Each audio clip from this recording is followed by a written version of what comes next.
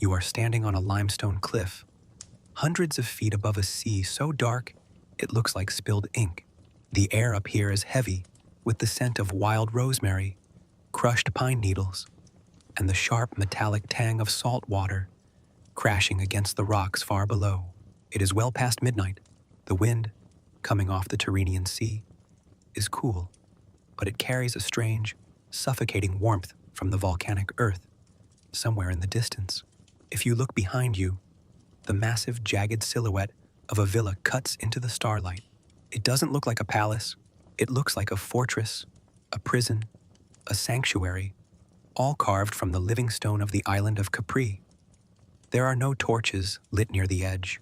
Only a single, flickering oil lamp burns in a high window, casting a long, trembling shadow across the marble terrace.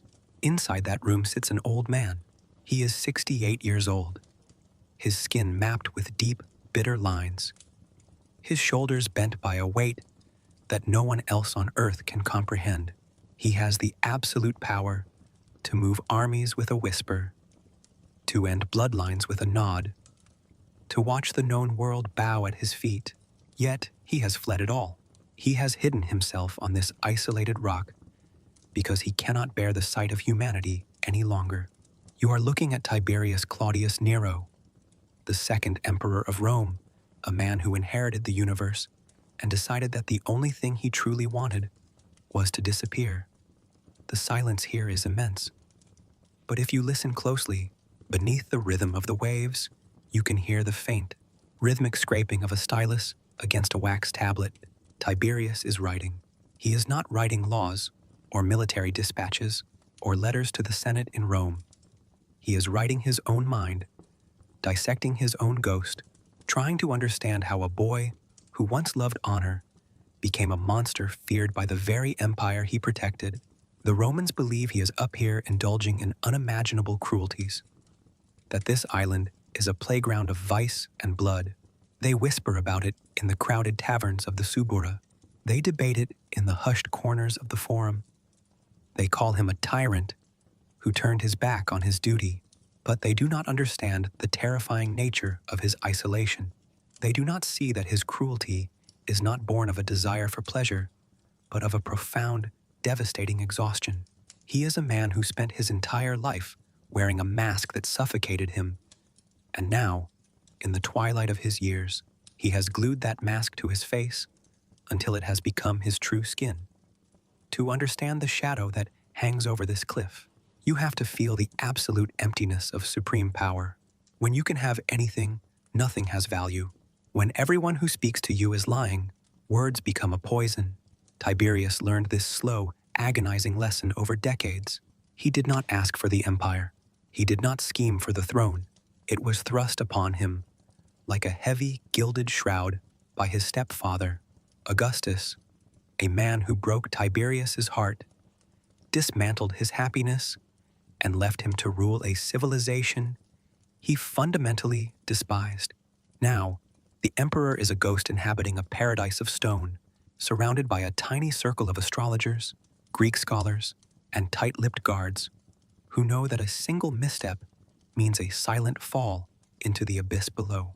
The world moves on his command, yet he is entirely removed from it, a living dead man watching the shore of Italy from across a stretch of water that feels wider than the ocean.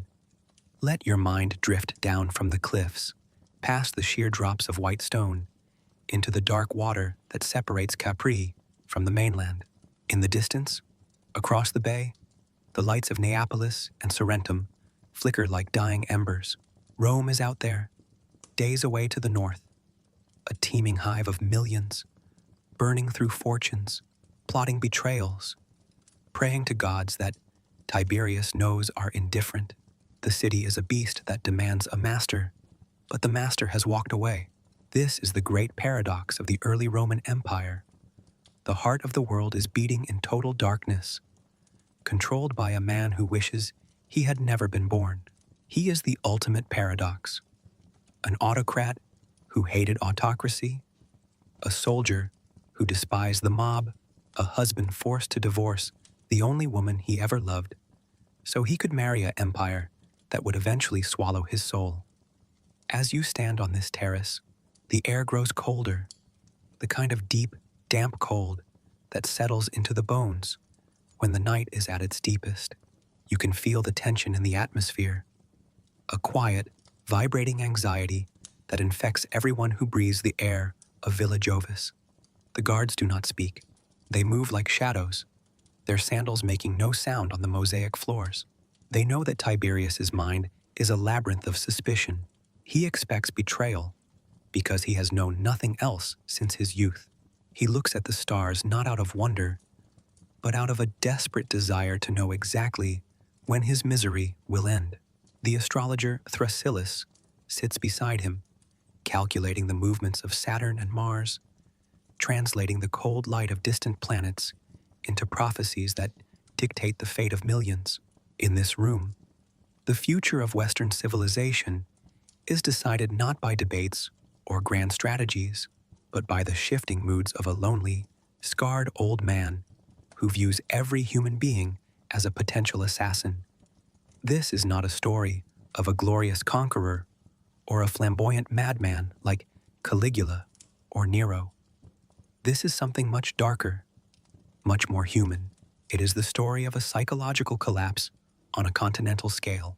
It is the study of how absolute power, when forced upon a man who possesses a rigid, uncompromising sense of duty and a deeply fragile ego, will systematically destroy his capacity for empathy.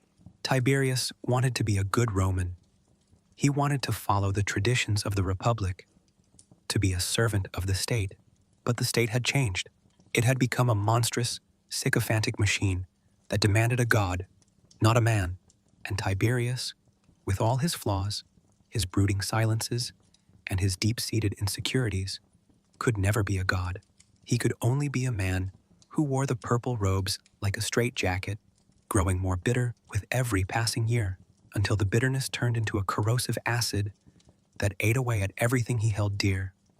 The waves continue to strike the base of the cliff, a steady, hypnotic metronome, ticking away the final years of an era. The shadow in the window moves.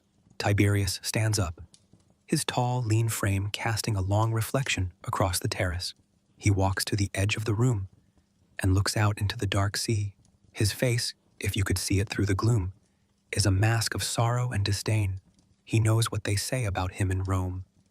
He knows they think he is a monster, and perhaps, in the deep, quiet spaces of his mind, he agrees with them.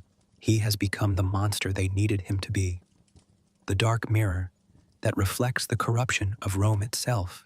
He wanted to be forgotten, to melt into the landscape, to let the waves wash away his name. But history does not allow an emperor to disappear. It traps them in amber, preserving their agony for centuries. As the night deepens, the line between reality and myth begins to blur on this island. The whispers of the sea seem to carry the voices of the past, the voices of the people Tiberius lost, the people he killed, the people he fled. You can feel the immense weight of his memory pressing down on the villa. It is a house built on a foundation of grief and paranoia. Every stone has a story of a dream that died. Every corridor echoes with the footsteps of a man who spent his life running away from the one thing he could never escape: himself. This is the threshold of his darkness. This is the ambient awakening of a man who chose exile over an empire and found that even on the highest cliff, the ghosts of Rome would always find him. You are descending into the deep, subterranean chill of an ancient Roman crypt, where the air smells of damp tufa stone, extinguished tallow candles, and the faint, sweet decay of old parchment. The grand, windswept cliffs of Capri have faded into the background, replaced by the claustrophobic reality of Rome 60 years earlier. A city built on blood, shifting loyalties, and the wreckage of a collapsed republic. To understand the bitter old man sitting in the dark of Villa Jovis, you must first understand the boy who was never allowed to have a childhood. You must look at the world through the eyes of a 4-year-old child running for his life through the burning, ash-choked forests of Naples, clutched in his mother's arms, while the mercenaries of Octavian hunt his family down like animals. This was the true baptism of Tiberius.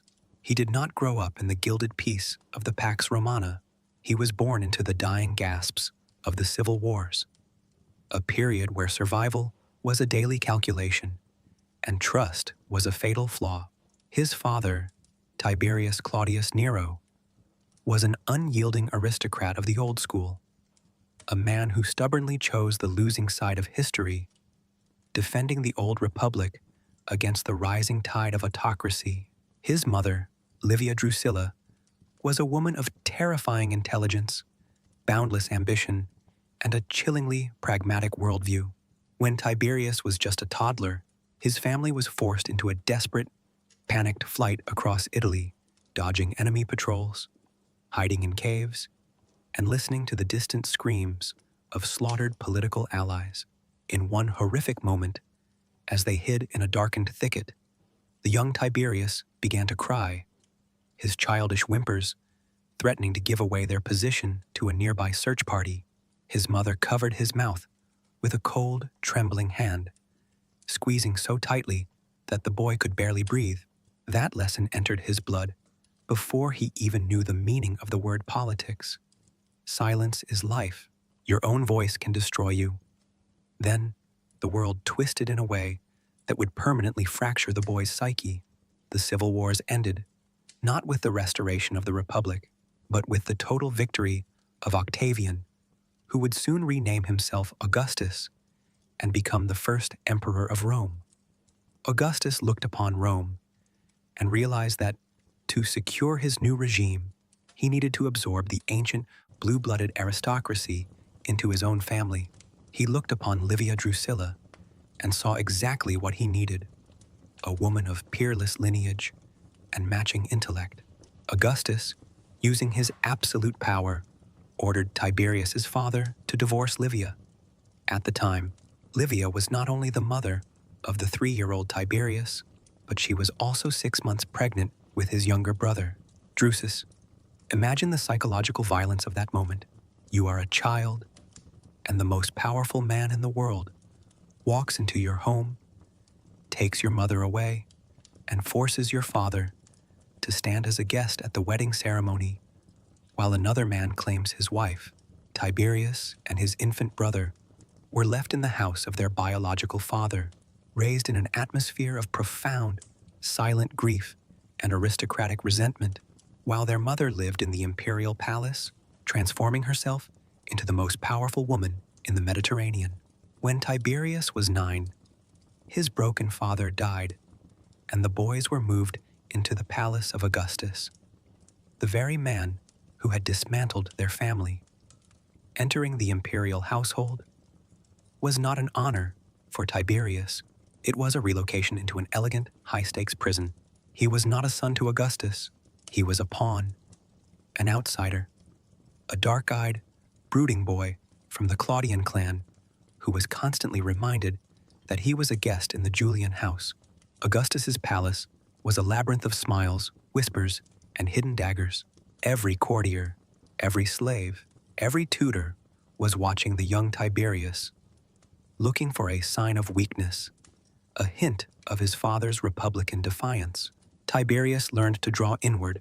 He developed a stiff, awkward posture, a slow, deliberate way of speaking that people mistook for arrogance, and a heavy, unblinking gaze that made others uncomfortable. He became an expert at concealment. He buried his emotions so deeply that they soured within him, turning into a rigid, uncompromising obsession with duty. If he could not have love, if he could not have a normal family, he would have honor. He would become the perfect Roman soldier, the ultimate instrument of the state, because in the strict discipline of the legions, there was no room for imperial court gossip, and the rules never changed. The only bright light in this cold, calculated youth was his brother, Drusus. Drusus was everything Tiberius was not: charming, handsome, wildly popular with the people, and naturally charismatic. Where Tiberius was a dark cloud, Drusus was the sun. Yet, instead of turning into rivals, the two brothers formed an unbreakable bond. They were two boys trapped in a golden cage, surviving on a shared memory of a lost world. And for a brief moment, as Tiberius entered manhood, it seemed as though he might actually find a path to personal happiness. He met Vipsania Agrippina, the daughter of Augustus's brilliant general Marcus Agrippa.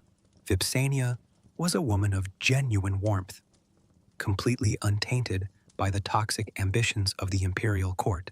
They were married, and for the first time in his life, Tiberius's face relaxed. He loved her with a fierce, protective devotion that bordered on obsession. When she gave birth to their son, Drusus the Younger, Tiberius believed he had finally built a wall thick enough to keep the imperial nightmare at bay.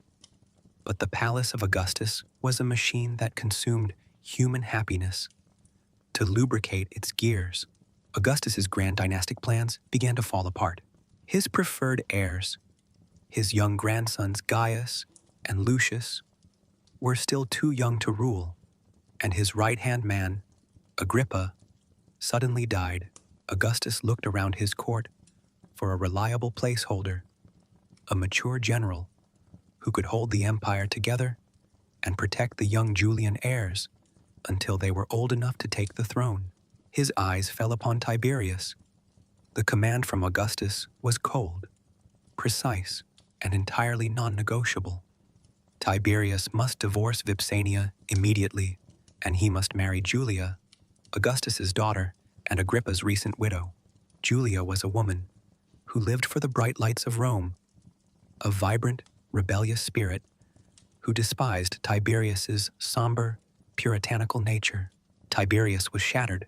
He begged his stepfather, he wept, he pleaded for his marriage, but his mother Livia remained silent, calculating that this sacrifice would place her son one step closer to the ultimate power. The divorce was finalized.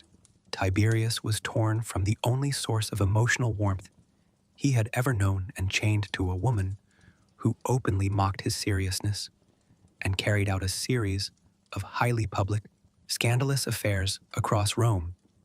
The ancient historian Suetonius records a moment of heartbreaking vulnerability from this period, a crack in the marble mask of the future emperor. One afternoon, walking down a crowded Roman street, Tiberius accidentally caught sight of Vipsania. She was pregnant by her new husband. Walking with her eyes cast down, Tiberius stopped dead in his tracks, his face contorted with such intense, raw agony that his eyes filled with tears, and he followed her through the streets from a distance, weeping openly until his imperial bodyguards stepped in and forced him away. When Augustus heard of the incident, he issued a strict, terrifying order. Tiberius was never permitted to see Vipsania again under any circumstances. If their paths crossed by accident, he was to turn his face to the wall. This was the moment Tiberius's soul turned to stone. He realized that, in the eyes of the empire, he was not a human being. He was a piece of meat to be traded, a tool to be used until its edge dulled, and then discarded. The loss of Vipsania transformed his natural melancholy into a permanent, ironclad cynicism. He looked upon the grand monuments of Rome, the cheering crowds, the noble Senate, and he saw nothing but a theater of cruelty, a collective lie designed to cover up the systematic slaughter of the human spirit. He withdrew even further into his military duties, escaping the poisonous atmosphere of Rome by marching his legions into the frozen, blood-soaked forests of Germania and the rocky wastes of Illyricum. On the front lines, Tiberius was a different man. He didn't live like an imperial prince. He slept on the hard ground with his soldiers, ate the same coarse rations, and marched on foot through the mud and ice. The soldiers revered him because he never risked their lives for cheap glory. He was a master tactician, cautious, methodical, and devastatingly effective. He broke rebellions, not with flashy cavalry charges, but with a slow, suffocating logistical brilliance that wore the enemy down to bone. In the camps, away from the mocking whispers of his wife Julia and the cold, assessing eyes of Augustus, Tiberius found a grim kind of peace. The mud didn't lie to him. The enemy's swords were honest. He was protecting an empire he hated, for a stepfather who despised him, but he did it with an iron discipline, because duty was the only anchor left in his devastated inner landscape.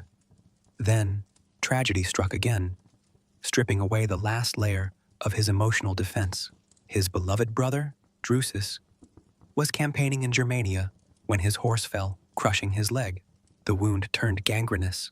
When the news reached Tiberius in Italy, he didn't hesitate. He mounted a horse and rode night and day, without sleep, covering over 200 miles of treacherous, enemy-infested territory. In less than 24 hours to reach his brother's side, he arrived just in time. Drusus died in Tiberius's arms, his last breaths gasping out into the cold northern air. Tiberius, devastated by grief, refused to let anyone else touch his brother's body. He walked on foot all the way from the Rhine back to Rome, leading the funeral procession through the winter mud, carrying the corpse of the only person who had ever truly known his heart. When he returned to Rome, the city felt like a tomb. His brother was dead. His marriage to Julia had devolved into a mutual, silent hatred. Augustus looked at him with an expression that said louder than words, "You are the one who survived, but you are not the one I wanted." Tiberius looked at the cheering crowds at his brother's funeral and felt a wave of profound, nauseating disgust. He was 36 years old. He had given his youth, his happiness, his love, and his blood to Rome, and in return, Rome had given him nothing but ghosts. In 6th BC, at the very height of his military career, when the empire needed him most, Tiberius did something that shocked the ancient world. He went to Augustus and announced that he was retiring from public life. He refused all commands, walked away from his legions, and boarded a ship bound for the island of Rhodes. Augustus was furious. He accused Tiberius of treason, of abandoning the state, of sulking like a spoiled child. His mother Livia argued with him until she was hoarse, warning him that walking away from the palace meant forfeiting his life. But Tiberius could not be moved. He was done playing his part in the imperial theater. He wanted to strip off the purple, wash the blood and the Roman perfume from his skin, and become a nobody. He wanted to sit on the quiet beaches of Rhodes, listen to the philosophers, talk about things that didn't involve the conquest of nations, and see if there was anything left of the boy who had once loved the truth before Rome had crushed it out of him. He was a man trying to escape his destiny, completely unaware that his true exile had not even begun. You are walking through the long, echoing corridors of the Palatine Hill, where the floors are laid with cold, blood-red porphyry marble, and the walls are lined with the silent, blank-eyed wax masks of long-dead ancestors. The sun is setting over the Roman Forum, casting long, spear-like shadows through the colonnades. The quiet here is deceptive. It is the quiet of a hunting ground after the snare has been set. This is Rome in the year 4 AD, a city that has spent the last 8 years pretending that the most brilliant general in the empire does not exist. Tiberius's self-imposed exile on the sun-drenched island of Rhodes had not been the peaceful, philosophical retreat he had dreamed of. It had transformed, month by agonizing month, into a living nightmare of paranoia, humiliation, and near-fatal vulnerability. In the beginning, on Rhodes, Tiberius had tried to strip away the suffocating weight of his imperial status. He had walked the streets in the simple cloak of a private citizen, attended the lectures of local rhetoricians, and sat on the stone benches by the harbor, watching the waves roll in from the Aegean Sea. He thought he could wash the blood of the Germanic campaigns from his hands and the bitter memory of his forced divorce from his heart. But you cannot simply step out of the light of the Roman crown. The shadow it casts is too long, and it follows you to the edges of the earth. As the years dragged on, Augustus's young grandsons, Gaius and Lucius Caesar, the golden boys of the Julian line, whom Augustus desperately wanted as his successors, grew into manhood. They, along with their supporters in the Senate, viewed the brooding Tiberius on Rhodes not as a retired soldier, but as a dangerous, lurking threat to their future rule. Slowly, the atmosphere around Tiberius began to curdle. The provincial governors, who used to sail out of their way to pay him homage, now steered their galleys far from Rhodes, fearing that any association with the discarded stepson would look like treason in the eyes of Augustus. The letters from Rome stopped arriving. The simple private cloak Tiberius wore no longer looked like an exercise in republican humility. It looked like the shroud of a political corpse. He realized, with a creeping cold terror, that he was entirely defenseless. If Augustus decided to send a centurion with a blade, or if the young Julian princes hired an assassin, there would be no legionaries to stand between Tiberius and the grave. He had abandoned his power, but he had not escaped his enemies. He had merely trapped himself on an island, waiting for a death warrant that felt inevitable. The humiliation reached its absolute nadir when Tiberius, realizing the extreme danger of his position, wrote a humiliating letter to Augustus, begging for permission to return to Rome, merely to see his aging mother, Livia. The response from the palace was a masterpiece of imperial cruelty. Augustus replied that Tiberius should lose all anxiety regarding his relatives, whom he had been so eager to abandon, and flatly denied him entry to Italy. Tiberius was no longer a retired general. He was a political prisoner in all but name. He spent his days pacing the high cliffs of Rhodes, looking out across the sea toward Rome, his eyes scanning the horizon for any ship carrying the purple sails of an imperial executioner. It was during these dark, desperate years that Tiberius's mind began to lean heavily into the occult, searching the stars for a certainty that human politics could no longer provide. He met Thrasyllus of Mendes, a brilliant, sharp-eyed astrologer who possessed an uncanny understanding of human psychology. Tiberius would lead Thrasyllus up to the highest, most precarious cliffs of Rhodes at midnight, demanding that the astrologer calculate his horoscope. Tiberius had a terrifying test for Thrasyllus, a rule born of his absolute commitment to security. If he suspected the astrologer was lying to please him, or if the stars revealed nothing but ruin, Tiberius intended to hurl Thrasyllus off the cliff into the churning sea below, ensuring his secrets died with him. On one fateful night, as the wind howled around them, Tiberius turned his cold, piercing gaze upon the astrologer and asked if he had calculated his own immediate future and what the stars predicted for him at that very moment.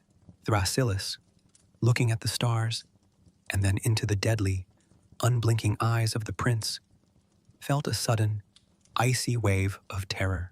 He dropped to his knees, his hands trembling as he stared at his charts, and whispered that his own star was eclipsed by an imminent, terrifying peril.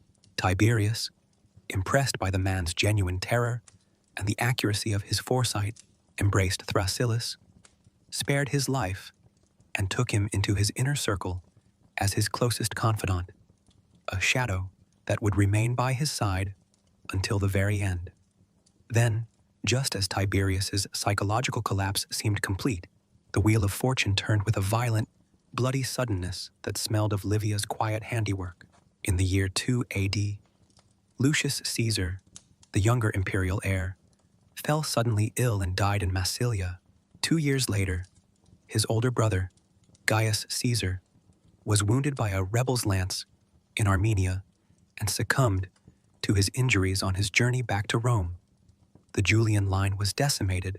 Augustus's grand dynastic house was left empty, its foundations rotting, and the empire stood on the precipice of another catastrophic civil war if the aging princeps should die without a clear successor. Augustus was beaten. He had no choices left. He had to look into the dark, into the corner where he had banished his discarded soldier, and recall the man he had spent a lifetime trying to avoid. Tiberius returned to Rome, not in triumph, but in a climate of grim, unspoken necessity. In the summer of 4 AD, Augustus summoned him to the Palatine Hill. The meeting between the two men was cold, functional, and devoid of any fatherly affection. Augustus adopted Tiberius into the Julian family, renaming him Tiberius Caesar. But the adoption came with a bitter, humiliating condition that proved Augustus still did not trust him. Tiberius, who had a grown son of his own, Drusus the Younger, was forced to bypass his own bloodline and adopt his 18-year-old nephew, Germanicus, the handsome, charismatic son of his late brother Drusus. Augustus was ensuring that even if Tiberius took the throne, the empire would ultimately return to a descendant of the Julian bloodline. Tiberius accepted the term without a word. He drew his lips into that familiar, rigid line of absolute obedience. He had learned that the only way to survive Augustus was to become a ghost that obeyed perfectly, a machine that felt no pain. For the next 10 years, Tiberius was the iron shield of Rome. He was sent back to the northern frontiers, where the empire was facing its greatest military crises since the Punic Wars. The Great Pannonian Revolt had broken out, a massive uprising of hundreds of thousands of tribesmen that threatened to march directly into Italy. For 3 brutal, exhausting years, Tiberius conducted a war of attrition that would have broken any other general. He did not seek glorious cinematic battles.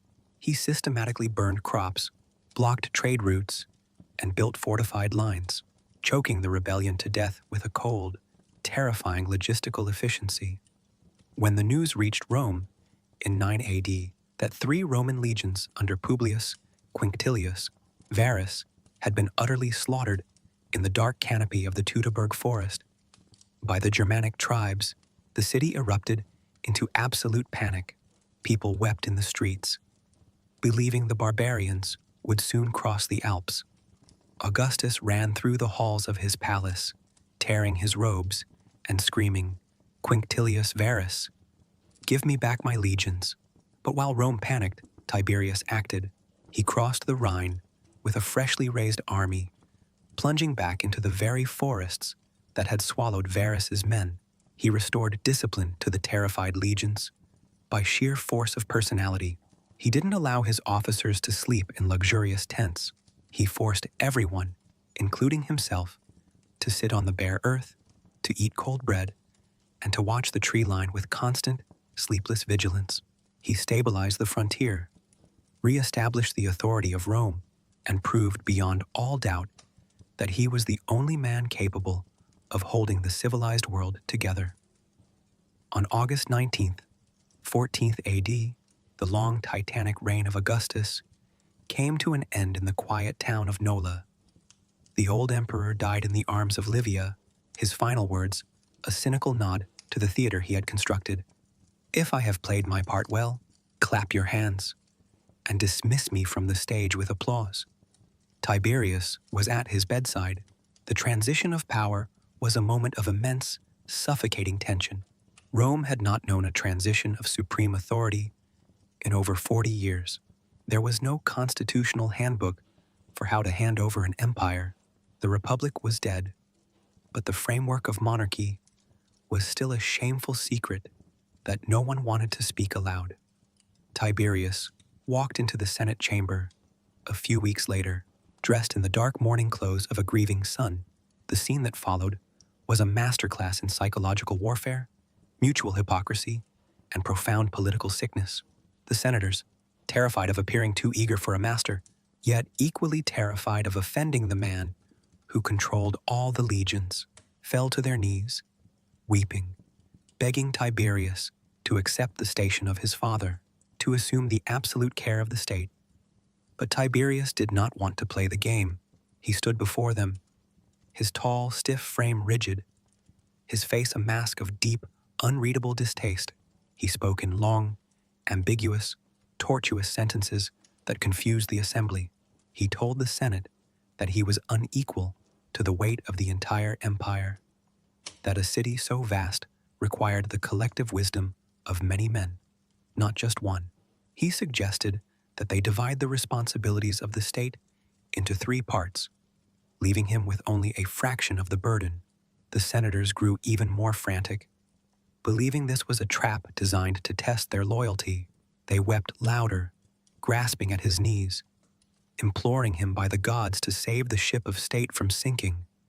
One senator, Asinius Gallus, a man who had committed the unpardonable sin of marrying Tiberius's beloved ex-wife Vipsania after their forced divorce, stepped forward and asked a sharp, dangerous question. "I ask you, Caesar, which part of the state do you wish to be entrusted to you?" The question struck Tiberius like a physical blow. His face darkened. His silence stretched across the chamber like a heavy fog. Gallus had pulled back the curtain on the grand imperial lie. Tiberius knew that if he chose a specific part, he was admitting that the empire was a private estate to be carved up. If he refused, he was paralyzing the government. He finally muttered that it was not fitting for him to choose or reject any part of a burden from which he wished to be entirely exempted. The debate dragged on for hours, an exhausting display of a man who genuinely hated the absolute power being forced upon him, and a political elite so thoroughly broken by decades of autocracy that they could no longer imagine freedom.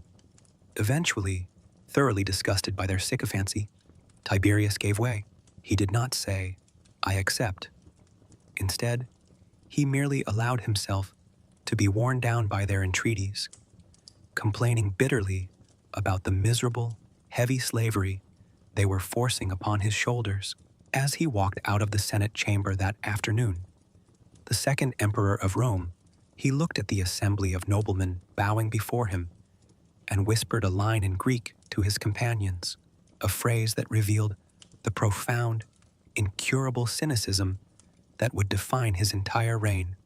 "O homines, ad servitutem paratos." Oh, what men, so ready for slavery, he had ascended to the summit of the world. Not with a heart full of ambition, but with a soul overflowing with contempt for the very people he was destined to rule. You are walking through the endless, vaulted galleries of the Palatine Hill at midnight, where the only sound is the low, rhythmic sighing of the wind passing through the monumental marble columns. The golden light of the Mediterranean sun has vanished, replaced by the deep, suffocating shadows of a palace that feels less like a seat of government and more like a mausoleum for a living man.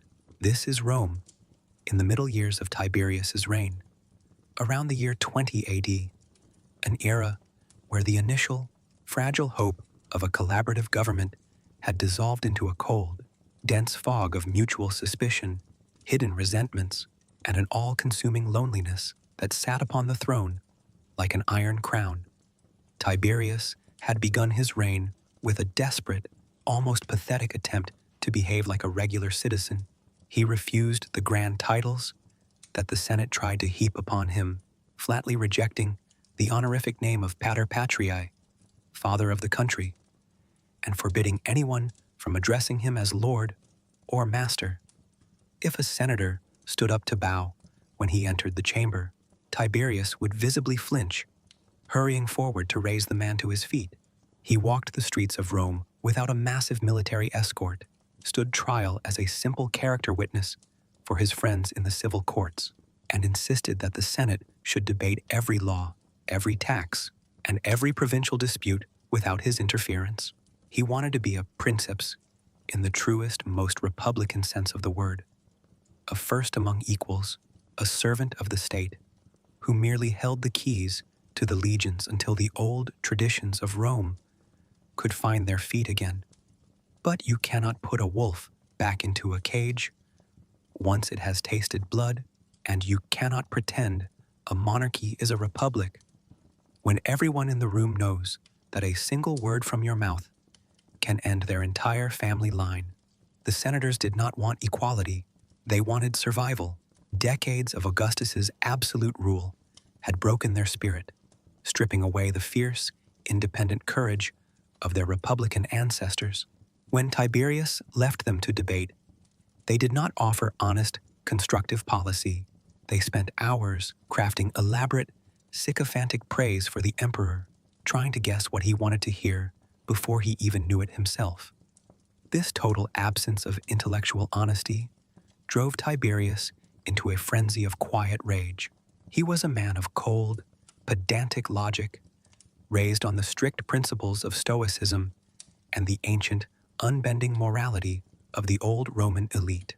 He looked at the descendants of Rome's greatest families, men whose grandfathers had fought Caesar and Pompey, and he saw nothing but terrified children, eager to sell their honor for a scrap of imperial favor. The ancient historian Tacitus notes that whenever Tiberius left the Senate house, he would shake his head in disgust and complain bitterly that these men were so thoroughly conditioned to servitude that they lacked the basic human dignity to speak their own minds. The collaborative empire he had envisioned was a delusion. He realized that he was completely and utterly alone, trapped at the apex of a giant pyramid of lies, surrounded by millions of subjects who feared him, hated him, and lied to him every single second of the day. The isolation deepened when the political landscape began to fracture along the ancient lines of Julian and Claudian blood. Tiberius's adopted son, Germanicus, was everything Tiberius was not: a dazzling, golden prince who won magnificent victories in Germania, captivated the common people with his easy smile, and possessed the beloved Julian lineage through his mother. He was the golden boy of Rome, the true heir to Augustus's legacy, and his very existence cast a long, dark shadow over Tiberius's legitimate son, Drusus the Younger. The court split into two silent, warring factions: those who pinned their future hopes on the glittering rise of Germanicus, and those who stood behind the brooding, heavy-set Drusus. Tiberius watched this dynamic with a growing, icy dread. He did not hate Germanicus. He had chosen him, commanded him, and relied upon his military genius to secure the northern frontiers.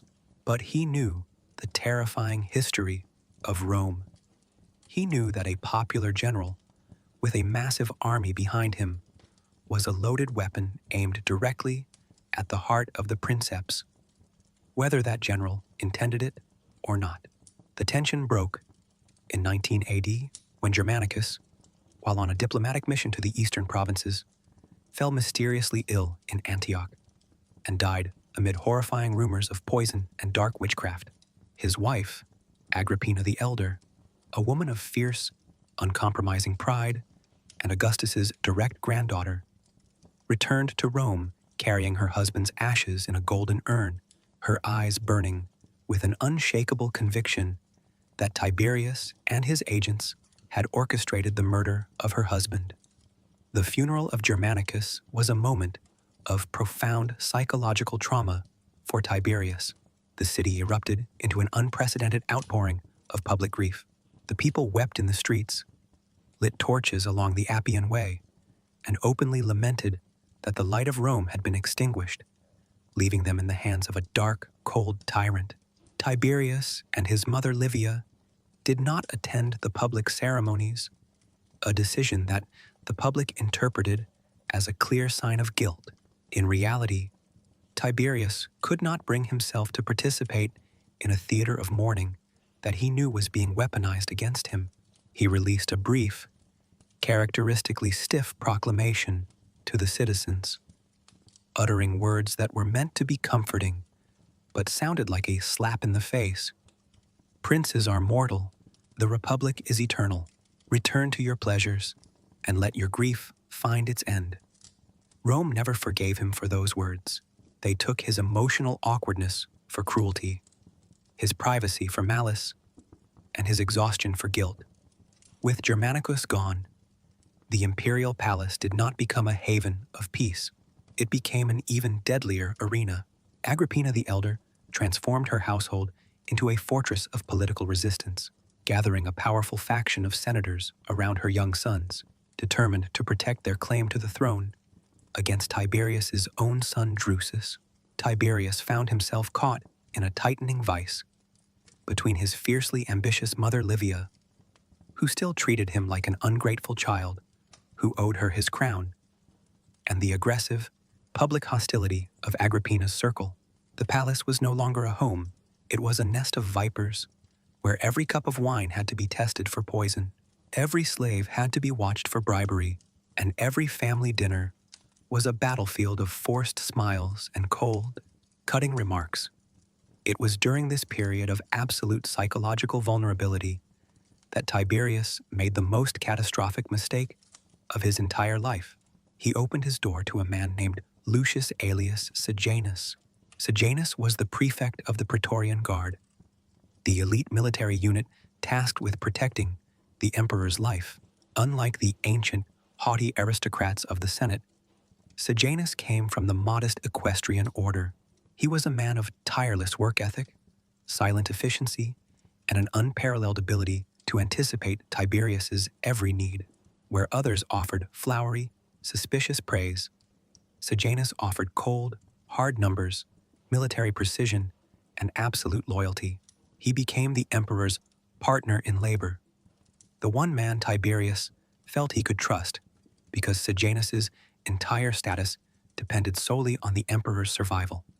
Slowly, methodically, Sejanus began to insulate Tiberius from the rest of the world.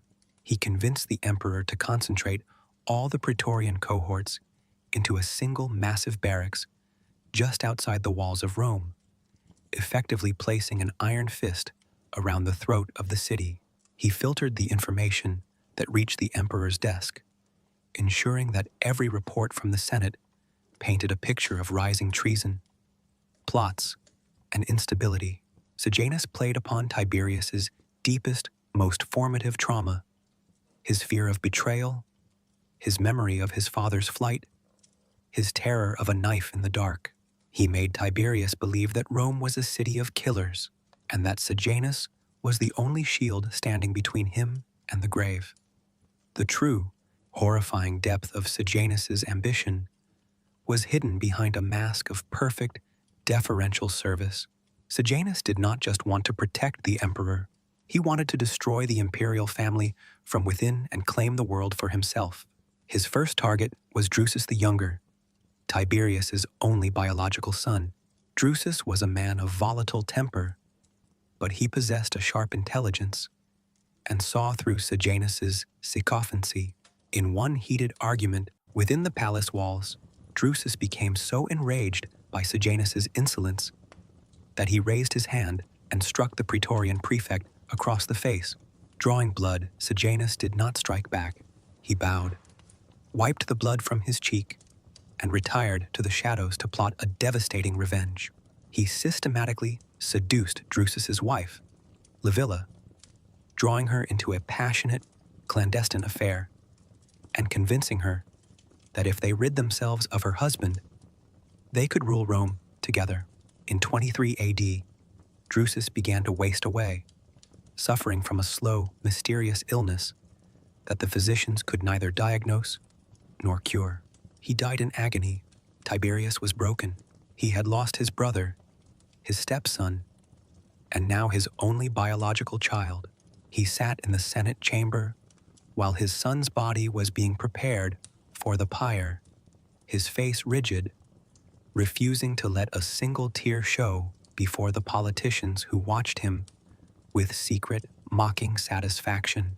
He told the senators that he was now an old man, stripped of his protectors, and placed the young sons of Germanicus into their hands, begging the assembly to guard the last hopes of Rome. Tiberius did not know that his son had been murdered by the very man he trusted to guard his life. He believed that the gods had cursed his line, that the purple robes carried a blight that killed everything they touched. The weight of the crown had become an insupportable torment. Every morning brought a new pile of treason indictments. Every afternoon brought a new parade of groveling politicians. Every night brought the terrifying silence of an empty palace filled only with the ghosts of his loved ones. He looked upon Rome and felt an overwhelming physical sensation of nausea. He was 68 years old.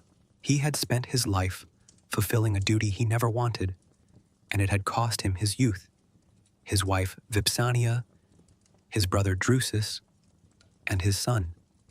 In the year 26 AD, Tiberius reached his breaking point. He decided to do what no Roman ruler had ever done. He walked away from the city entirely. He packed a few belongings, gathered a small entourage of Greek scholars, philosophers, and his faithful astrologer Thrasyllus, and left Rome behind him forever. He did not leave to abdicate his power. He left to preserve what little remained of his sanity. He was searching for a place where the whispers of the Senate could not reach him, where the memory of his losses could be buried under the sound of the sea, and where he could finally rip off the mask of the emperor and look into the dark without seeing the face of Rome staring back at him.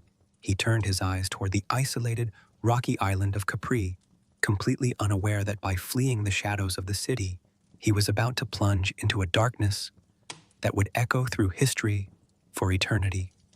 You are leaning over a heavy balustrade of white marble, staring down into the dizzying, vertical drop where the cliffs of Capri plunge straight into the black, churning waters of the Mediterranean. The wind up here doesn't blow, it howls. A restless, angry sound that mimics the chaotic voices of a world left entirely without a master. It is the year 31 AD. For 5 long years, the master of the world has not set foot in Rome. From this isolated peak, inside the sprawling, labyrinthine complex of the Villa Jovis, Tiberius has watched the horizon, growing older, more withered, and more deeply consumed by a terrifying, absolute paranoia. By abandoning the city of Rome, he believed he could escape the poisonous air of political intrigue. Instead, he simply concentrated that poison, turning his island sanctuary into a pressure cooker of fear, where a single misunderstood gesture meant an immediate, silent execution.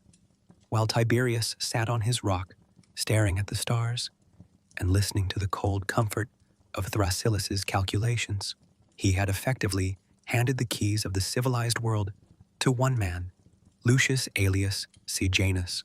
Back in Rome, the Praetorian prefect had transformed himself from a trusted servant into an absolute shadow emperor. He was the gatekeeper of the state. If a senator wanted to send a petition to Tiberius, it had to go through Sejanus. If a foreign king sent an embassy, they knelt before Sejanus. The politicians of Rome, realizing where the true power now lay, swarmed around the prefect like flies on a carcass. They erected golden statues of Sejanus in the streets, voted him public honors that rivaled those of the imperial family, and groveled at his feet in the hopes of surviving the systematic purge he was unleashing upon the city. With Tiberius safely isolated on Capri, Sejanus began to methodically dismantle the last remnants of the imperial bloodline, using the emperor's own deep-seated fears as his primary weapon. He sent a steady stream of fabricated reports across the water to Capri, painting a terrifying picture of a massive, brewing conspiracy centered around Agrippina the Elder and her young sons, Nero and Drusus Caesar. Sejanus made Tiberius believe that these descendants of Germanicus were actively preparing to launch a coup, backed by radical elements in the Senate and the adoring mobs of Rome, who still chanted Germanicus's name in the streets. Tiberius, whose mind had been permanently warped by a lifetime of betrayals, swallowed the bait entirely. From his mountaintop on Capri, he signed the warrants that destroyed his own family. Agrippina the Elder and her eldest son, Nero, were arrested, stripped of their property, and banished to tiny barren islands in the Mediterranean, where they were subjected to systematic starvation and brutality. Nero was soon driven to take his own life in his prison cell. Agrippina, the proud granddaughter of Augustus, was beaten so severely by her guards that she lost an eye, eventually starving herself to death rather than enduring further humiliation. Her second son, Drusus Caesar, was dragged down into the dark, subterranean vaults beneath the Palatine Hill, locked away in a tiny stone dungeon where he was left to rot, eventually reduced to eating the stuffing of his own mattress in a desperate, agonizing attempt to survive.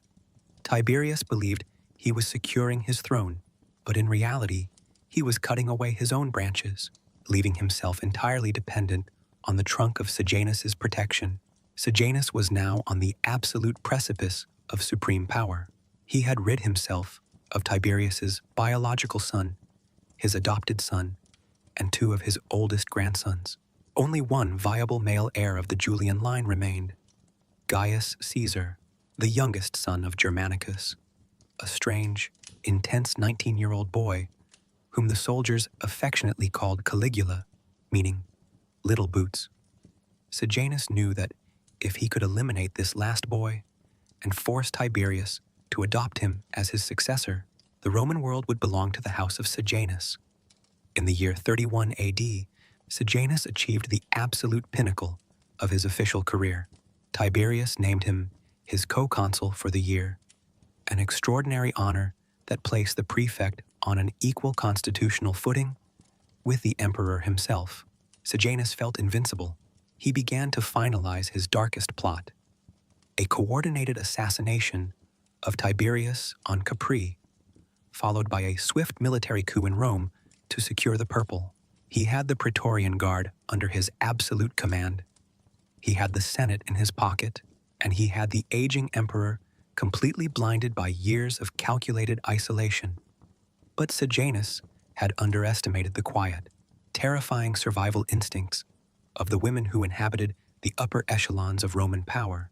Antonia Minor, the daughter of Mark Antony and the mother of the late Germanicus, was a woman of immense dignity and vast intelligence, who had spent her entire life surviving the deadliest shifts of the imperial court. From her mansion in Rome, she watched Sejanus's moves with a cold, analytical precision. She managed to secure irrefutable proof of Sejanus's true ambitions, including his involvement in the systematic destruction of Tiberius's family and his imminent plans for a palace coup. Antonia knew she could not trust any regular messenger. Sejanus's agents inspected every ship leaving the ports of Italy. She chose her most faithful, tight-lipped freedwoman, Pallas, to carry a secret, highly detailed letter across the bay to Capri. Pallas managed to slip past Sejanus's naval patrols, scaling the steep, hidden goat paths that led up to the village Ovis, and placed the letter directly into the hands of the emperor. Imagine the moment Tiberius broke the wax seal of that letter. In the flickering light of his private study, as his eyes scanned the elegant, urgent script of his sister-in-law, a cold, devastating realization washed over him. The one man he had trusted, the man he had called his partner in labor, the man for whom he had destroyed his own flesh and blood, was the ultimate viper. He realized that for 5 years, he had been a puppet in a theater of cruelty, staged by his own bodyguard. He was trapped on an island, surrounded by a small garrison of Praetorians, whose ultimate loyalty belonged to Sejanus, while across the water, the prefect held Rome in an iron grip. If Tiberius made a single public move, if he sent an open command to the Senate to arrest Sejanus, the prefect would simply activate his coup, lock down the city, and send a fleet to Capri to finish the old man off. What followed was one of the most brilliant, terrifying, and chillingly slow-burn exercises in political deception in the history of the world. Tiberius did not panic. He did not show anger. He drew upon the ultimate skill he had perfected during his miserable youth in the palace of Augustus, the art of absolute concealment. He kept his mask perfectly in place. He continued to write warm, affectionate letters to Sejanus, calling him his dearest friend. To keep the prefect off balance and delay the assassination plot, Tiberius began to drop subtle, confusing hints into his correspondence. One day, he would write that his health was failing rapidly and that he was on the verge of death. The next day, he would announce that he was feeling completely rejuvenated and intended to return to Rome immediately to celebrate their shared consulship. He even hinted that he was considering raising Sejanus to the status of a full tribune, which would make him the official legal heir to the empire. Sejanus was paralyzed by the ambiguity. He didn't know whether to strike immediately or wait for the ultimate prize to be handed to him on a silver platter. While Sejanus hesitated, Tiberius was working in the dark, using the absolute authority of his name to weave a silent web around the prefect. He secretly summoned a low-ranking, fiercely loyal officer named Naevius Sutorius Macro, appointing him as the new, clandestine prefect of the Praetorian Guard. He gave Macro a set of highly specific, timed instructions and sent him slipping into Rome under the cover of a moonless night. On the night of October 17th, 31 AD, Macro executed Tiberius's plan with terrifying precision. He met secretly with the commanders of the Vigiles, the city's armed night watch, and the leaders of the grain supply, securing their loyalty and ensuring they would occupy key strategic points around the city. The next morning, October 18th, the Senate was summoned to an extraordinary session at the Temple of Apollo on the Palatine Hill. Sejanus arrived in grand state, surrounded by his massive retinue of sycophants, his heart beating with anticipation.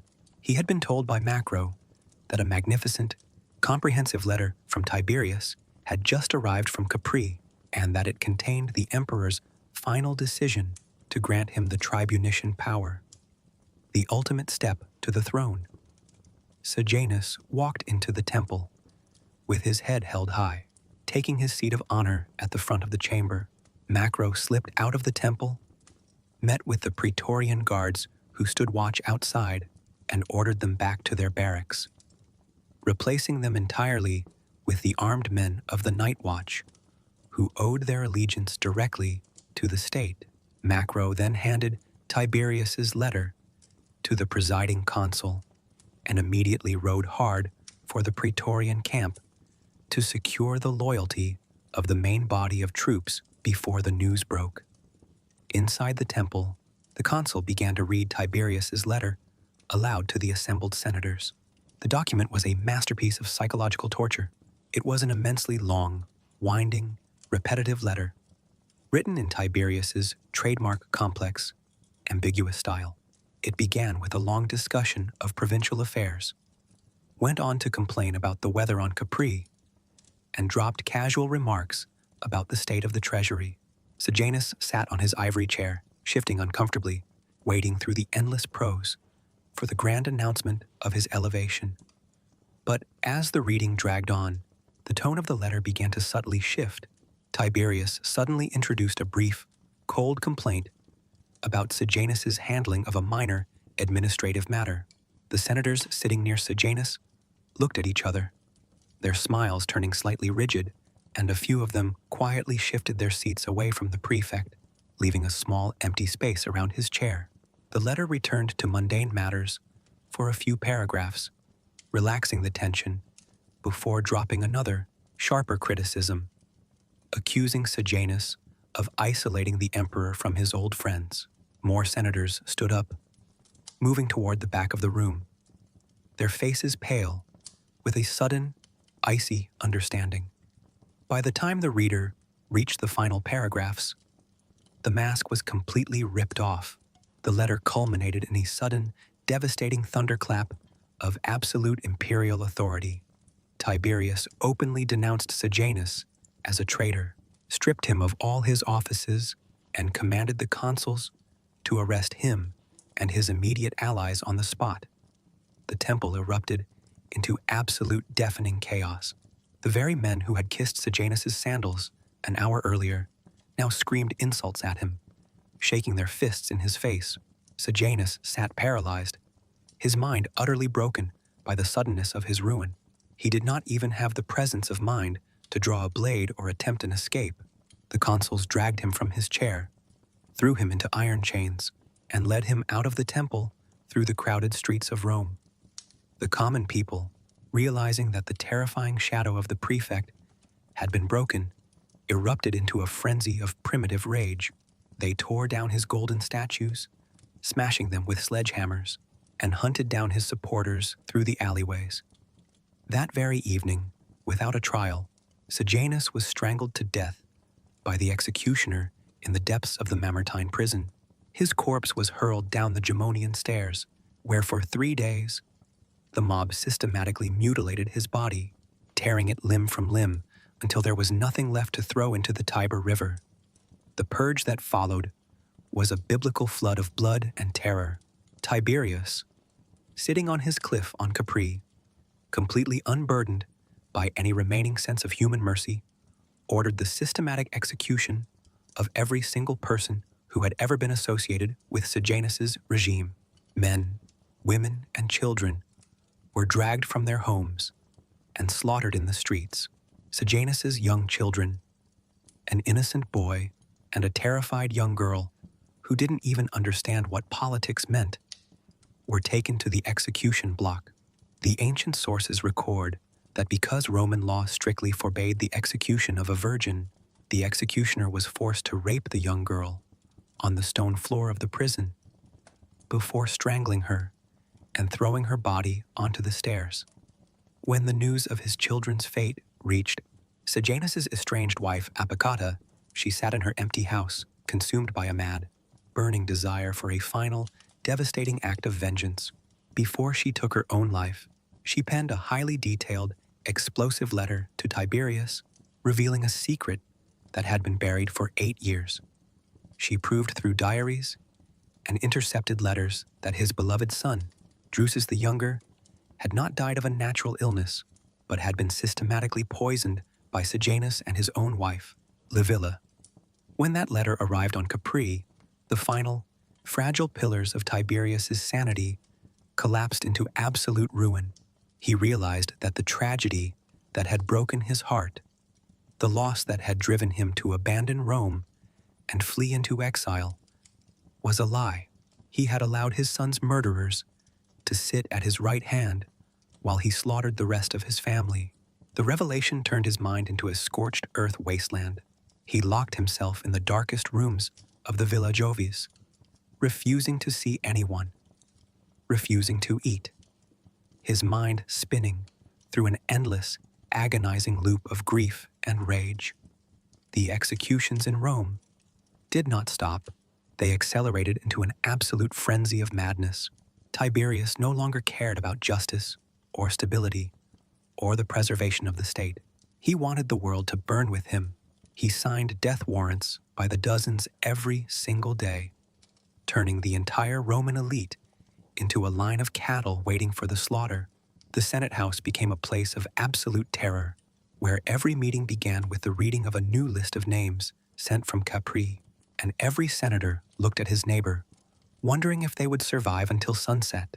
The second emperor of Rome had become the ultimate architect of darkness, a man who sat on a beautiful island in the middle of a paradise of stone, systematically drowning the empire he had spent his youth protecting in a sea of blood and tears. You are walking through the overgrown, ruined foundations of the Villa Jovis, where the marble floors have cracked under the weight of centuries, and wild briars claw at the stumps of fallen columns. The wind still sweeps up from the Tyrrhenian Sea, but it no longer carries the sharp, electric tension of imperial commands. It carries only the hollow, melancholy sigh of a tomb. This is Capri in the final, decaying years of Tiberius's life, the period between 32 and 37 AD, an era where the line between history and nightmare dissolved entirely, leaving behind a legacy that would stain the name of the Claudian house for 2,000 years. Isolated on his rock, completely cut off from the warmth of human empathy, Tiberius's mind had become an absolute prison. He no longer looked to the future with the cautious pragmatism of a Roman general. He viewed the entire human race through a lens of profound, incurable malice. It was during these dark twilight years that the dark myths of Capri were born. The citizens of Rome, trapped in a climate of unceasing terror, looked toward the distant, silent silhouette of the island and filled the void of information with the most horrifying stories their imaginations could conjure. They whispered of the spharisterium, the private chambers where they claimed the old man indulged in unthinkable cruelties, forcing young boys and girls, whom he called his minnows, to perform unnatural acts in front of his ivory couch to stimulate his dying desires. They told stories of innocent citizens summoned to the island on a whim, tortured for days in the underground cisterns, and then hurled over the sheer cliffs of the Villa Jovis, while sailors waited below with iron-hooked oars to beat their broken bodies until they sank into the deep. How much of this was true, and how much was the bitter, vengeful slander of a Roman elite that hated the man who had abandoned them? The ancient historians, writing decades later with a deep bias against the imperial palace, accepted every rumor as gospel. They painted Tiberius not as a broken human being, but as a mythical beast, a purulent, ulcer-covered satyr who hid his face because it was deformed by his own inner corruption. But if you look beneath the sensationalism of the ancient tabloids, the historical reality is infinitely darker and far more tragic. Tiberius was not a sadist seeking pleasure in blood. He was an old man suffering from an absolute catastrophic spiritual death. His cruelty was the cold, mechanical reflex of a wounded animal that strikes at everything that moves because it can no longer distinguish between a gesture of peace and a weapon of death. The ultimate proof of his psychological ruin lay in the company he chose to keep during his final years. He had banished the noble statesmen, the proud generals, and the honest administrators. Instead, he lived surrounded by a tiny, bizarre court of enablers, astrologers, and one terrifyingly intense young man, his grandson, Gaius, known to history as Caligula. Tiberius had summoned the 19-year-old Caligula to Capri after the systematic slaughter of the boy's mother and brothers. It was a psychological experiment of unparalleled cruelty. Tiberius wanted to look into the eyes of the last Julian prince, the boy whose entire family he had destroyed, to see if he could find a spark of defiance, a hint of vengeance, or a drop of honest human emotion. But Caligula had been raised in the same school of survival that Tiberius had attended 50 years earlier. He knew that a single tear for his murdered mother, or a single frown of resentment, would mean a swift push off the cliffs of Capri. The young prince put on a performance of absolute, terrifying submission.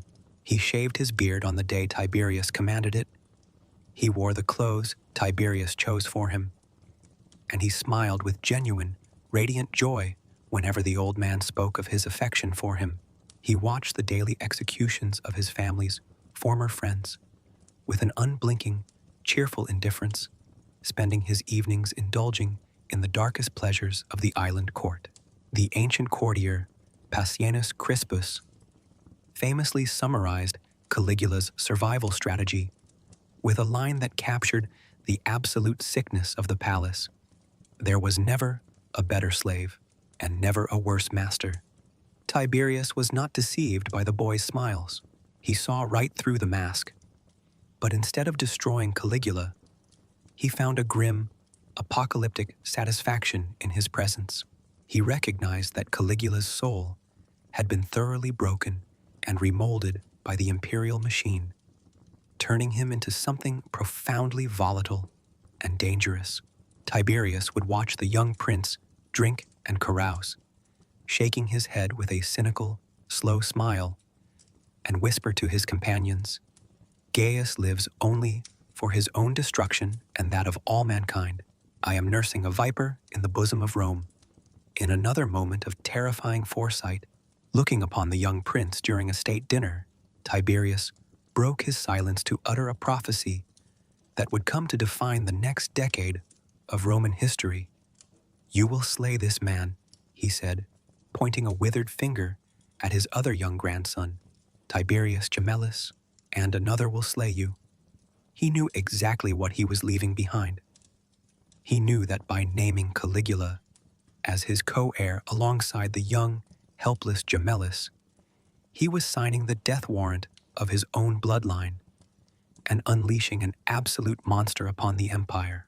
But Tiberius no longer cared about the preservation of Rome or the future of the state. His old stoic obsession with duty had rotted into an absolute, nihilistic contempt for the universe. He frequently quoted a line from an old Greek tragedy, repeating it like a mantra through the long, sleepless nights in his empty villa. "When I am dead, let earth be mingled with fire." He wanted the world to burn when he was gone, to serve as a grand, continental funeral pyre for a man who had given everything to history and had been left with nothing but ash. As the year 36 AD turned into 37, the physical shell of the emperor began to give way, matching the ruin of his mind. His tall, lean frame became skeletal. His skin, once renowned for its clear, pale complexion, was now covered in dark blemishes and painful, weeping ulcers. He suffered from a violent, chronic cough that left him gasping for breath, and his left arm became completely paralyzed, hanging at his side like a dead branch. Yet, even as his body failed, his capacity for deception remained completely intact. He refused to allow any physicians to touch him, remembering the old adage that a ruler who needs a doctor invites an assassin. He insisted on attending the daily banquets, forcing his broken body to stand for hours, to drink heavy wine, and to throw javelins at wild boars in the imperial park, simply to prove to the spies of the court that the master of the world was still alive. In the early spring of 37 AD, Tiberius made a final, restless attempt to leave Capri. He boarded an imperial galley and sailed across the bay to the mainland, intending to return to Rome one last time to face the Senate and put an end to the whispers. He traveled along the Appian Way, his carriage surrounded by an iron wall of Praetorian guards, until he reached a high hill just 7 miles from the city walls. He ordered the carriage to stop.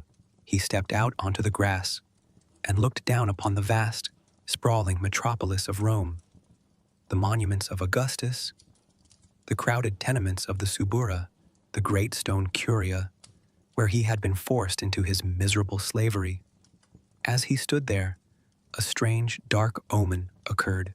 Tiberius kept a favorite pet, a giant African dragon lizard that he fed with his own hands every morning.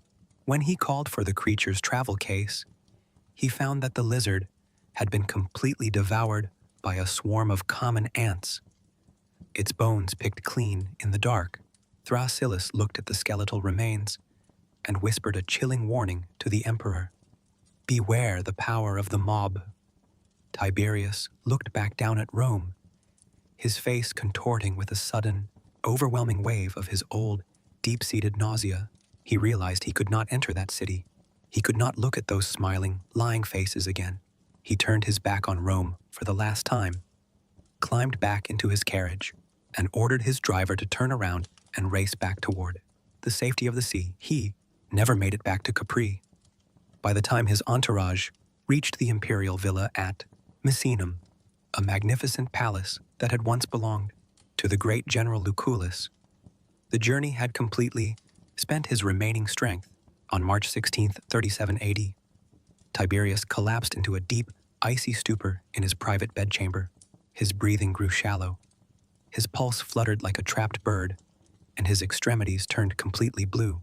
The court physician, Charicles, managing to secretly touch the emperor's wrist, under the pretense of holding his hand to help him rise, leaned over and whispered a fateful signal to Macro, the Praetorian prefect. The old man had hours to live. The palace immediately erupted into a frenzy of anticipation. The morning clothes were thrown aside, and the long silenced halls filled with the bright, eager voices of politicians looking toward the new dawn. Caligula stepped out into the grand courtyard of the villa, surrounded by a massive crowd of senators and military officers who threw themselves at his feet, hailing him as the third emperor of Rome. The torches were lit, congratulations were shouted across the terraces, and the wine began to flow as the city prepared to celebrate the end of a long, terrifying dark age. But the theater of the Roman court had one final, horrifying twist left in its script. While the celebrations were reaching their height in the courtyard, a pale, trembling servant ran out of the imperial bedchamber, his eyes wide with an absolute terror. He grabbed Macro by the sleeve and whispered a message that caused the blood to completely drain from the prefect's face. Tiberius had suddenly opened his eyes, his breath had returned, his voice had found its strength, and he was sitting up in his bed, calling out into the dark for his servants to bring him food, to restore his strength after his fainting spell. The announcement struck the courtyard like a lightning bolt. The cheers died in an instant. The senators, who had just embraced Caligula, scrambled away from him, their faces twisted with panic, trying to look as though they had been mourning all along. Caligula stood frozen in the center of the terrace, his jaw dropped, his eyes wild with terror, realizing that if the old man survived this night, his first act would be to order the execution of every person who had celebrated his death. In that moment of absolute crisis, it was Macro who demonstrated the cold, pragmatic ruthlessness that Tiberius himself had taught the world. The Praetorian prefect did not hesitate. He walked into the darkened bedchamber, followed by a few silent, heavy-set guards. He did not call for a physician, and he did not offer a cup of water. Macro stepped up to the imperial bed, grabbed the heavy, woolen blankets, and threw them directly over the old man's face. He leaned his entire weight down upon the pillows, pressing the wool into the emperor's nose and mouth, suffocating the last gasps of life from the second master of Rome. Tiberius fought back with a sudden, desperate strength, his old, withered hands clawing at Macro's arms, his legs thrashing beneath the sheets. But the iron grip of the new era was too tight. After a few minutes of silent, claustrophobic struggle, the limbs went slack, the fingers opened, and Tiberius Claudius Nero finally stopped breathing. When the news of his death reached the streets of Rome a few days later, the city did not mourn. It erupted into a primitive, carnivalesque frenzy of pure joy. The common people ran through the streets, dancing around the temples, and chanting a rhythmic, angry phrase that echoed through the alleyways. Tiberium in Tiberum, to the Tiber with Tiberius.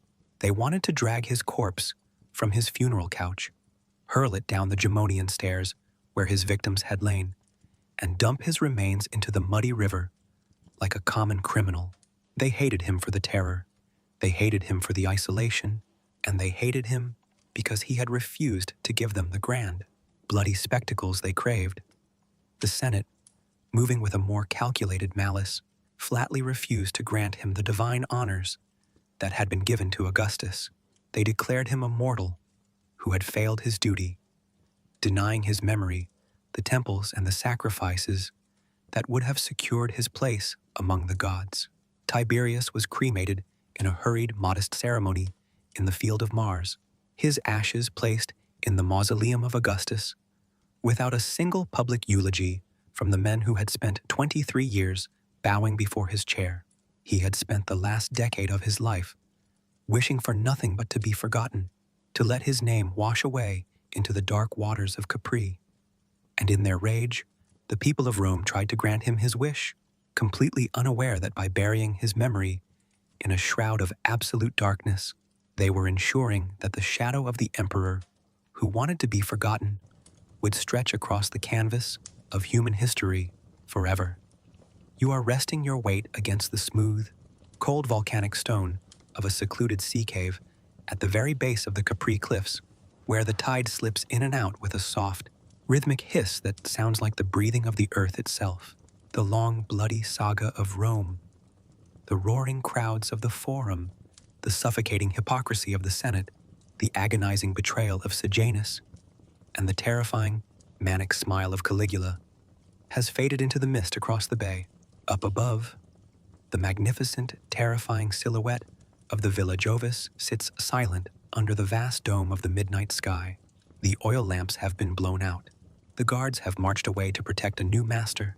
The stylus has finally fallen from the withered fingers of the old man, and the wax tablets have been buried beneath the dust of an era that is rapidly cooling into history. This is the final threshold, the quiet space where the historical narrative strips away its political armor and reveals its true philosophical core. When you look back through the dense, suffocating fog of Tiberius's life, you are not looking at a cartoon villain or an emblem of absolute corruption. You are looking at the great, tragic monument of human limitation. Tiberius was a man who possessed everything that the ancient world coveted, the purest aristocratic bloodline, the brilliant mind of a master strategist, the physical courage of a legendary frontline soldier, and the absolute, unchallengeable control over the entire Mediterranean basin. Yet, if you were to measure his life not by the territory he secured or the treasury he filled, but by the simple currency of human happiness, he was arguably the poorest man to ever walk the earth. Let the rhythmic sound of the dark water rolling over the pebbles beneath you slow your breathing. Let the cool, salt-tinged air clear away the heavy, suffocating scent of Roman perfume and burning funeral pyres. The tragedy of Tiberius is a mirror that reflects a truth that our modern world still struggles to comprehend. That absolute power is not an instrument of liberation, but a sophisticated, gilded solvent that systematically dissolves the human soul. It is a machine that demands its operators sacrifice their capacity for trust, their right to privacy, and their ability to love, until there is nothing left inside the purple robes but a hollowed-out shell of pure survival. Tiberius did not choose the machine. He was thrown into its gears by a stepfather who used him as an architectural prop to support a dynasty built on the ruins of a free republic. Consider the immense, existential weight of a life spent entirely in the shadow of a predecessor's ghost. For 23 years on the throne, and for decades before that, Tiberius was forced to live as an imitation of Augustus. He was commanded to fight Augustus's wars, marry Augustus's rebellious daughter, protect Augustus's preferred heirs, and preserve a grand imperial illusion that he fundamentally knew was a magnificent lie. He possessed too much intellectual honesty to enjoy the divine flatteries of the Senate. Yet he lacked the radical creative courage to tear down the system and rebuild it in his own image. He was trapped in the middle, an unbending, puritanical traditionalist, forced to act as the supreme autocrat of an empire that had outgrown its own morality. As you sit in the deepening quiet of this cavern, the water rises and falls, a steady, patient metronome that has outlived the emperors, the legions, and the very memory of Rome's golden houses. The sea does not care about the Claudian bloodline. The rocks do not remember the names of the people who were hurled from their peaks. History has a way of flattening out the grand peaks of human ambition, turning the terrifying decrees of emperors into quiet footnotes for students to read in distant centuries. The fury that gripped Rome on the day Tiberius died, the angry chants of the mob demanding his body be thrown into the muddy river, has long since spent its energy dissolving into the same silence that now sits upon the ruins of the Palatine Hill. In the deep, dark spaces of your mind, let yourself feel a profound, grounded empathy for the fragile human being who spent his life hiding behind a mask of marble. To understand him is not to excuse the blood he spilled or the terror he unleashed in his final broken years. To understand him is to recognize that his cruelty was the ultimate, tragic expression of a heart that had been systematically broken by the world. He was the boy whose family was hunted through the forests of Naples, the young man stripped of his beloved wife, Vipsania, the grieving brother who walked across Europe behind a corpse, and the lonely old ruler who realized that the only person he had ever trusted had spent 8 years planning his murder.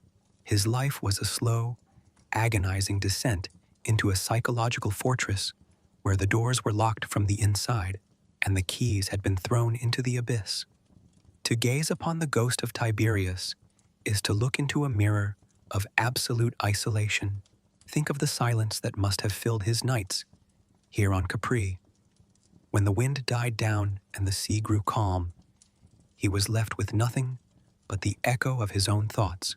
He had no friends, for a prince cannot have friends, only subjects, sycophants, and competitors. He had no family left, for he had either outlived them, banished them, or been forced to destroy them to protect the state.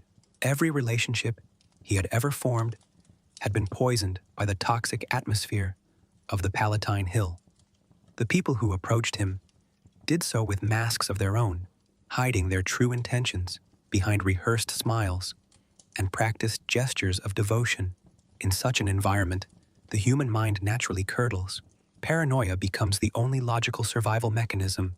If you do not suspect everyone, you do not survive the week. Tiberius survived for 77 years, but the cost of that survival was the total eradication of his capacity to feel joy. Imagine the sheer physical exhaustion of wearing the purple. Every day brought a relentless stream of administrative burdens. Tax reports from Gaul, grain shipments from Egypt, border disputes in Syria, and legal appeals from every corner of the Mediterranean world.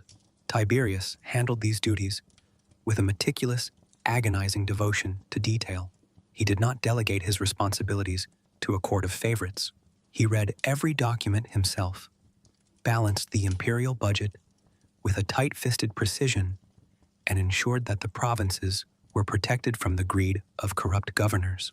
He famously told a provincial governor who suggested raising taxes, "It is the duty of a good shepherd to shear his sheep, not to skin them." Yet this tireless devotion brought him no love. The people of Rome hated him because he refused to spend the treasury on lavish gladiatorial games or grand public building projects. They wanted a showman, a magnificent deity who would feed them bread and distract them with blood. Tiberius gave them only stability, logic, and a cold, silent distance.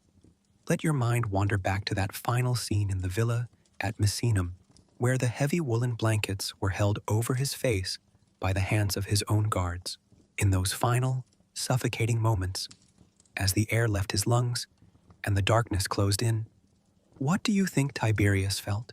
Was it a surge of terror, a desperate animal instinct to cling to the last threads of life? Or was it, perhaps, a profound, overwhelming sense of relief? For more than 50 years, he had been running from a fate he never wanted. He had tried to escape to the frontiers. He had tried to hide on the beaches of Rhodes, and he had buried himself on the cliffs of Capri. But the empire had always dragged him back, chaining him to the throne like a slave to an oar. In the dark embrace of that blanket, the chains finally snapped. The burden of the civilized world was lifted from his shoulders, and he was allowed to step out of the theater of power into the vast, welcoming silence of oblivion. The world he left behind did not pause to contemplate the tragedy of his existence. The moment his heart stopped beating, the machine of state simply reset itself, turning its gaze toward the young, unpredictable Caligula. The senators who had trembled at Tiberius's letters now crowded around the new prince, promising him an undying loyalty that would prove just as empty as the loyalty they had offered his predecessor. Human history is an endless, repetitive cycle of these moments. The old master falls, the new master rises, and the crowds gather to cheer the dawn, completely forgetting that the sun they are welcoming will eventually burn them to bone. Tiberius knew this cycle better than anyone. He had seen it play out during the reign of Augustus. He had navigated its deadly currents throughout his own life, and he had predicted its catastrophic destination under Caligula. His cynicism was not a flaw. It was a profound, terrifying, accurate assessment of the human condition. Let the weight of that historical realization settle over you like a warm, heavy blanket. The struggles of the past are over.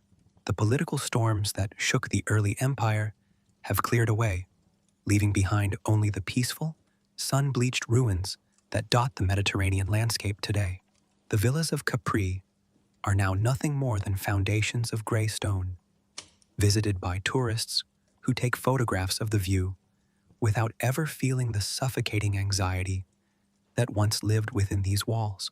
The names that once struck terror into the hearts of millions, Sejanus, Macro, Livia, Tiberius, are now just black ink on the pages of old books, safe, silent, and entirely powerless to harm anyone ever again.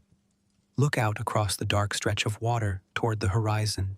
where the stars are beginning to pale, hinting at a dawn that Tiberius will never see. The world moves onward, indifferent to the suffering of its rulers.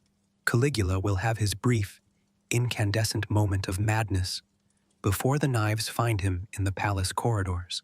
The legions will continue to march to the edges of the earth, and the empire will crawl through its centuries of glory and decay. But here, on this rock, the story has reached its quietus. The debt to history has been paid in full. The old soldier has finally been dismissed from his heavy, miserable slavery, and the mask of the emperor has been laid down forever. Let your eyes close in the absolute, protective security of this ancient night. The whispers of Rome can no longer reach you across the water.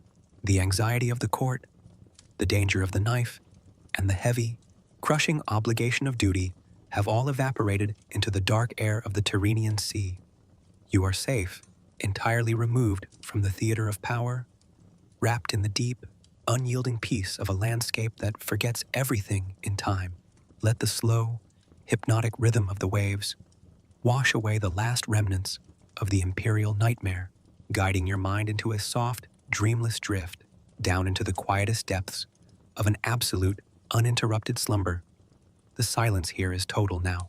The scraping of the stylus has stopped. The long shadow on the terrace has vanished into the dark. There are no more letters to write, no more conspiracies to unravel, and no more titles to reject. The universe is at rest, and you are allowed to rest with it. Let go of the weight of the day. Let go of the stories of the dead, and let yourself sink down into the calm, cool waters of a deep, restorative sleep, where the empires of the earth are nothing more than dust blowing through an empty sky.